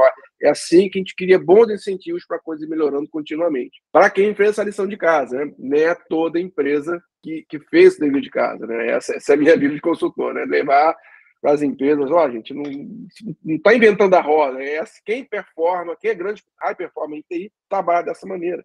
O seu contexto não se aplica a esse caso, né? O seu deve... É muito comum, empresa grande tem lá 15 terceirizados jogando software, cara, as 15 tem que entregar dessa maneira. Vai ser o seu sossego está dependendo disso, né? Não do cara mandar um zip para você com um jara ali, um troço que não roda em lugar nenhum, né? Cara, cria uma cadeia com bons incentivos. As empresas vão respirar melhor e vão entregar com mais qualidade. Porque o pessoal é acostumado a procurar culpado. Ninguém é culpado. O QA que aprovou, a culpa é dele. Não, cara. Você tem uma cadeia que ela força que a coisa chegue ruim. Você não cria uma cadeia que crie bons incentivos, né? E no final das contas é isso. A gente está cuidando para que esse modelo de melhoria contínua seja natural e não uma busca por culpados, né? Enfim, é como vocês falam, a gente aprendeu isso, né? E agora é o evangelho que a gente tem que espalhar, né? Só que a gente não fala sobre visionário, não, olha só, é fulano. Eles performam porque fazem assim. Faça também, você não tem nenhum motivo para fazer diferente. É isso. Beleza. Assim, agora vamos à última pergunta, né, antes da despedida. Assim, voltando ao tema do QA, né? QA tem que ser uma pessoa, tem que ser um time, por exemplo, um time de QA que vai interagir com os devs, ou tem que ser os próprios devs, tipo assim, os devs tem que ser QA, porque, tipo assim, quando a gente está estudando a mentalidade DevOps, a gente vê lá que a gente tem que fazer o trabalho, usando com base o Lean, né? A gente tem que fazer o trabalho bem feito, a gente tem que checar tudo, porque às vezes o chefe fica incomodado, poxa, mas tu tá demorando muito numa task, e aí, pô, na verdade eu não tô demorando na task, eu tô checando tudo, né, o que é possível, o que pode dar errado, tô fazendo toda a checagem, assim, que a gente que é experiente, a gente faz isso, a gente não é assim que nem o Érico falou, né, que a chefa dele falou pra ele, não, passa pra frente, eu não vou passar pra frente não, cara, porque na hora que der problema eu vou voltar pra mim, eu vou passar pra frente quando eu tiver certeza de que está funcionando e vou fazer minha checagem, e ainda assim eu sou humano, minha checagem não tipo assim, não vai ser perfeita, mas o ideal é a gente sempre, independente de ser dev ou trabalhar na parte de como sysadmin, né, parte de operação, a gente sempre tem que entregar o melhor, né, fazer toda a checagem possível. Mas enfim, vamos lá, voltando à pergunta. Então, o QA tem que ser uma pessoa, tem que ser um time, ou não tem que ter QA, todo mundo é QA, ou tem que ser multidisciplinar de multitime, né? Tipo, a gente é dev aqui, mas a gente conversa também com outros times da organização. Sim, última pergunta. Para mim, começar aqui falando, o QA tem que ser uma pessoa, ele tem que ser uma pessoa na squad, eu acho que essa é uma boa combinação, porque como a gente falou, né, a gente não sabe como é que vai vir a pressão para cima da gente, às vezes a gente vai estar numa época boa do projeto, às vezes a gente vai estar numa época ruim do projeto, e por mais que a gente, por exemplo, a gente tenha cuidado com o nosso código, às vezes escapa. Já chegou um caso, trabalhei com um QA que estava lá num projeto e eu não fiz a coisa... A gente sabe, como programador, que a gente tem aquele momento que a gente faz o código no dia, né? Mas eu fiz um código certinho e tudo mais, eu não sei, eu tinha certeza que estava ok, o QA pegou lá na frente. Então, achei fantástico. É uma comunicação legal e ele não deixou passar. Beleza, fui lá, corrigi, pô, obrigado. Eu acho que o QA tem que ser parte da squad, mas aí depende do projeto, né? Se for um projeto pequeno, um QA sem automatização, ok. Agora, um projeto grande, um QA sem automatização, não dá, que era o caso que eu estava explicando no início. O projeto era tão enorme, era tantos microserviços, era uma comunicação tão intensa, eram tantas filas, que o QA, para ele testar, ele não conseguia fazer isso em tempo hábil, porque ele tinha que fazer manualmente. Ele tinha um Postman, que um dia ele mostrou para mim, enorme, uma coleção de chamadas enormes, e ele tinha que ficar fazendo manualmente, e isso atrasava. Então, assim, QA tem que estar, para mim, tem que estar no time, mas ele também tem que estar, dependendo da necessidade, aliás, é sempre bom, né? Ele tem que estar next level, ele tem que estar automatizando mesmo, ele tem que só chegar assim, quero verificar se o login está ok. Ele vai lá e roda um processo que verifica se o login está ok, ele só olha, ele não faz nada, né? Ele não tem que sair clicando, ele não tem que ser aquele QA manual. Eu acho interessante esse ponto aí. Depende, né? Depende. Eu vou trazer a cultura do velho. Depende. Teste manual. Muitas empresas... Todo teste, na verdade, é manual. Não existe teste automatizado até que se automatize ele. Então, a qualidade parte do princípio que o cara é, na verdade, um desenvolvedor. Então, para tu automatizar um teste, tu tem que desenvolver. Então, tu é um cara, tu é um desenvolvedor. Na última empresa que eu estava trabalhando aqui, pegaram uma pessoa, colocaram lá, ela tinha uma visão de mercado excelente, estava começando, era júnior, começando a desenvolver, fazendo desenvolvimento, e foi a perfeição colocar essa pessoa para fazer a parte de qualidade de software. Então, ela é uma pessoa específica que faz a qualidade de software, que faz todo o acompanhamento, toda a parte do processo. E ela desenvolve também. Então, o que acontece? saiu saiu lá a Milestone lá do sei lá, X, a parte Y, o pacote D, qualquer coisa assim. E quando sai isso ali, já tá, tudo aquilo ali já está automatizado. Ela já fez toda essa parte de automatização, ela já desenvolveu toda essa automatização dentro daquilo ali. Quando faz uma nova funcionalidade dentro daquele pacote, ou dentro daquele software, aquela coisa, é uma pessoa só, porque na verdade é um time pequeno, tem 5 desenvolvedores.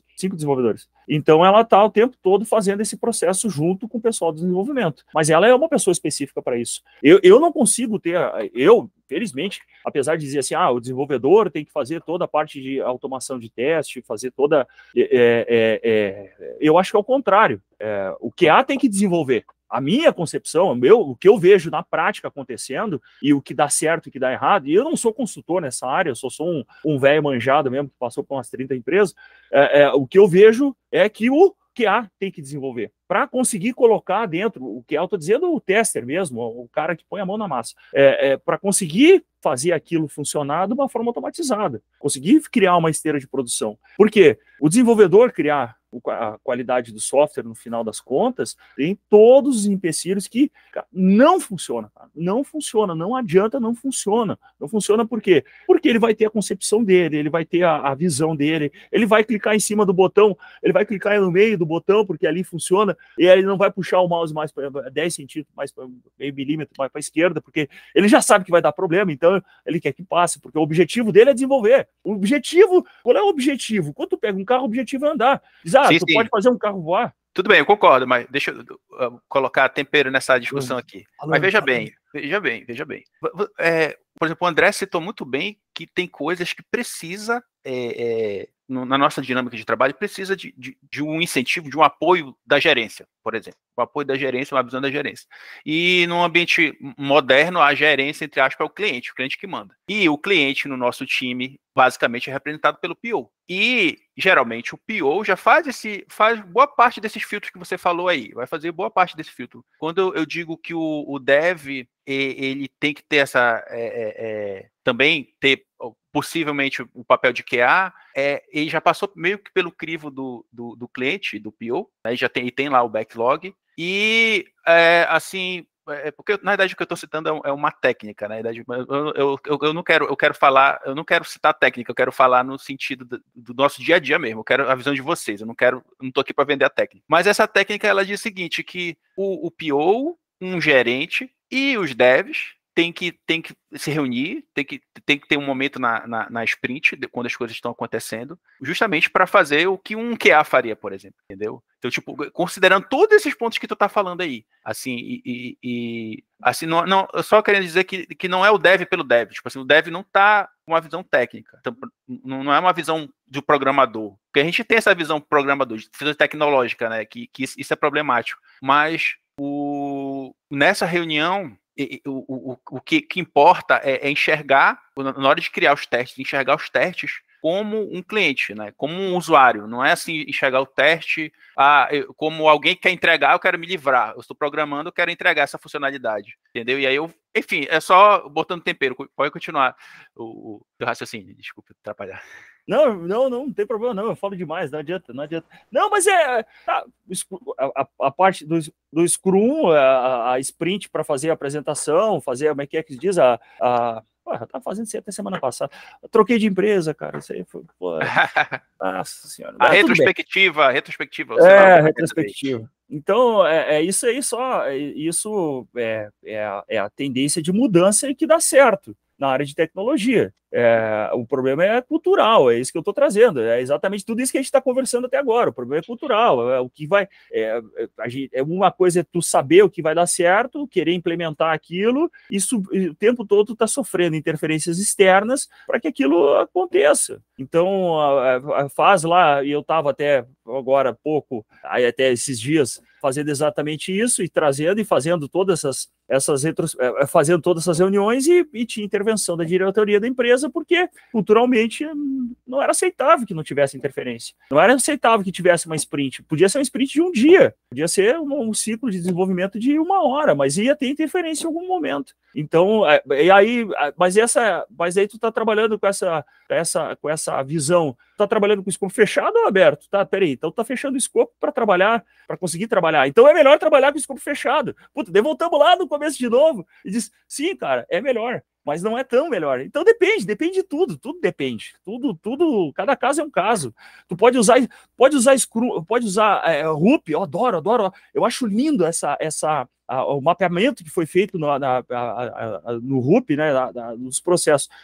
Muitas vezes eu ainda uso até hoje e passo isso para o pessoal que é júnior, passo como referência, porque, como é que faz para fazer? Olha, cara, lê isso aqui, lê esse documento do RUP aqui que ele especifica. Tá aqui, mas tem que usar tudo isso. Não tem que usar, mas só lê e entenda. Então é um troço assim, tipo, depende, cara, tudo depende, tudo.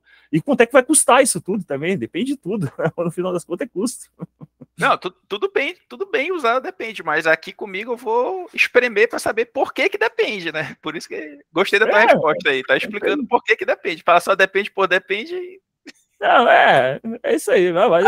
Aí a gente vai naquele meme lá, né, que tem aquela curva, né, que aqui a pessoa que não sabe nada fala depende, aí aqui o cara chorando aqui em cima, não, porque isso aqui, aí lá no final o sênior, depende. eu não sei qual parte da curva que eu tô, cara, mas depende também. Todos nós estamos aqui no depende do final, mas a gente tá fazendo os vídeos para dizer por que depende, né?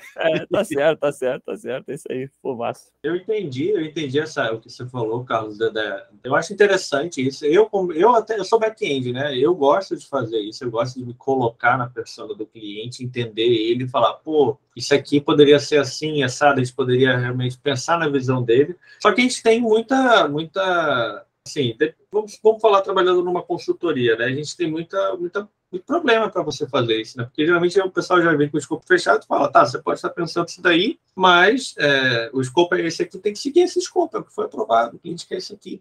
Né? Mas, assim, interessante isso, mas mesmo nesse ponto de visão, eu ainda acho que é interessante ter um QA, porque justamente o QA seria, no caso, o cara que iria congelar, né, a funcionalidade. Por exemplo, no escopo está determinado que o botão vai ficar na direita, exemplo, né? E aí, se é conversado com o PO, com tudo mais, a gente faz essa sessão que você falou aí, a gente fala, não, vamos botar no meio, né? Por algum motivo, a gente esqueceu o porquê que tem que ficar na direita. O QA não esquece, entendeu? Então, ele seria uma seguridade, entendeu? Tipo assim, cara, deixa lá, é lá que tem que ficar, vocês fizeram por isso e isso. Porque, assim, nesse brainstorm que a gente faria de colocar no lugar do cliente, sem o cliente, ou sendo o PO, o representante, mas não o cliente estando lá, a gente poderia cometer um erro, que o QA não deixaria passar. Perfeito, é exatamente isso. Por quê? Porque o foco, qual é que é? Aí eu venho o que eu estava falando no começo, qual é o foco do desenvolvedor? Pô, é desenvolver. Vai tentar, claro que vai fazer da melhor forma, vai fazer com qualidade, isso não tô questionando isso. Só que aí tu tem uma outra questão, que é a pessoa que é focada em dizer não. Ela vai dizer não. Dizer não, cara, não coloca para a esquerda. Não, mas não faz diferença eu colocar para a direita ou para a esquerda. Não, cara, é que a tela que eles usam, de acordo com o software que eles vão usar, no ambiente deles, isso foi tem lá que se botar para a esquerda, sei lá, não funciona. Sei lá, ele vai trazer exatamente uma questão por que não faça isso, porque ele vai estar envolvido nesse processo de qualidade. Ele vai estar envolvido nisso aí. Vai que o cliente usa Internet Explorer e a gente está usando o Firefox, né? E por isso que o botão tem que ficar na direita, exatamente, né? Mas é bem isso aí mesmo, é exatamente isso, é bem isso aí mesmo. Não, os caras usam tudo Internet Explorer lá. Nossa senhora. Tem empresa aqui, pô, tem empresa grande aí que os caras estão ainda com porra, tem metade das máquinas do chão fabril da empresa é o Windows XP, pô. Não pode atualizar por causa do Internet Explorer. E é legal que você vai investigar por que não pode atualizar. Aí você vai seguir o rastro de problema. Aí você fica, gente, vocês estão operando, a fábrica produzindo com esse risco operacional imenso, cara. Enquanto não explodir, ninguém mexe. Ninguém mete a mão. Mas é exatamente isso que a gente falou lá no começo. Enquanto não pegar fogo, cara, deixa aí, ninguém põe a mão nesse negócio. Deixa aí, deixa assim. Aí é um risco, mas só que é um risco, cara, vai ser tocado até no momento que virar crítico. aí quando explodir, aí vai ser alocado recurso, vai ser feito tudo de forma de incidente e o pessoal que resolva. Né? A represa tá rachando, tá quase. Faltam 2 meses para explodir e inundar a cidade. E aí, depois que explodir? Mas é exatamente isso. A gente está rindo, mas já viu isso acontecer, né? Já. Exatamente nesses termos, né? Já. Na hora que explodir, você todo mundo correndo. Não, virou prioridade. A Vale, tudo quanto é represa que vai ter no país inteiro, já foi lá, já olhou, já atuou, já resolveu, mas precisou acontecer aquilo. Acontece. Eu cuido do sistema aqui, que passa umas coisas ali do negócio de represa aí, cara. Porra, é coisa pra caramba que começaram a botar depois que aconteceu aquilo ali, velho. Antes não tinha nada. Era o troço ali, rodava porque tinha que ter. Agora estão lá. Toda semana eles pedem ampliação de capacidade lá de processador, de memória e tudo mais. É um legado ainda que, vou te contar, meu Deus do céu. Mas, deixa pra lá. Não vou entrar em detalhe disso aí. Mas é isso aí, cara. Se o gestor lá tá dormindo tranquilo, então você vai dormir também, né? Porra, cara, mas dá medo umas coisas assim, cara. Dá medo, cara. Dá medo. O que adianta falar? Eu avisei. Não adianta falar eu avisei, né? Depois que cair a barragem, tá todo mundo embaixo da terra, não adianta falar nada, cara. Exato. Não adianta falar mais nada. Beleza. Então é isso, pessoal. Eu queria agradecer aqui a presença de vocês. Né? A gente fala muito, todos nós. Viu, Érico? Não só você. E eu gostei muito dessa conversa e, assim, é bom trazer esse tipo de assunto para cá, porque o pessoal confunde, pensa que DevOps é só, sei lá, só AWS ou algo parecido, ou só Terraform, e a gente tem que visitar todas aquelas áreas do ciclo lá, do símbolo do infinito. E eu gostei muito de conversar com vocês, assim, já é a segunda vez que o André vem aqui, né, e de muitas outras que vão acontecer também, se tudo der certo, e queria agradecer a presença de vocês e deixar aberto para vocês se despedirem aí. Vamos lá, fica à vontade aí. Também agradeço aí ter sido convidado, né, pelo ilustre Carlos, é sempre legal bater um papo com gente da área, aí a gente fica aqui tocando empresa o dia inteiro, apagando incêndios de outra ordem, né, e é bom ter uma conversa técnica, a gente é bastante objetivo, faz bem. Valeu, pessoal. Obrigado aí, Carlos. Obrigado pelo convite. Obrigado, André. Obrigado, Érico, pela conversa. Bacana, um sábadozinho desse, ter uma conversa assim, muito, muito produtivo. E tamo aí, se quiser me chamar para outras conversas, eu aceito, viu, Carlos? Com certeza. Bom, eu queria agradecer aí no sábado de sol, a gente bater um papo, conversar, é bastante produtivo, o Carlos me chamar aí pra gente trazer as nossas ideias aí de velho, né? Eu acho que é legal isso aí, o Caio aí, o menino da turma, né, o mais novo. André também, pô, as vivências que a gente traz junto aí. Acho que é isso, é um bate-papo legal, a gente traz um assunto legal, eu gosto desse formato, achei legal isso aí, não é roteiro, e tamo juntos, se quiser convidar de novo, tô sempre aí, só vai dar tudo certo, sempre. Agradecido mesmo, obrigado.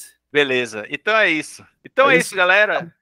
Beleza, agora eu vou fazer a minha despedida. Então é isso, galera, muito obrigado aí, vocês acompanharam, assim, qualquer coisa que a gente falou aqui, eu vou até referência aqui embaixo, a parte técnica, para ajudar vocês, e é isso, até a próxima. Deixa eu desligar aqui, isso, vão dando tchau aí.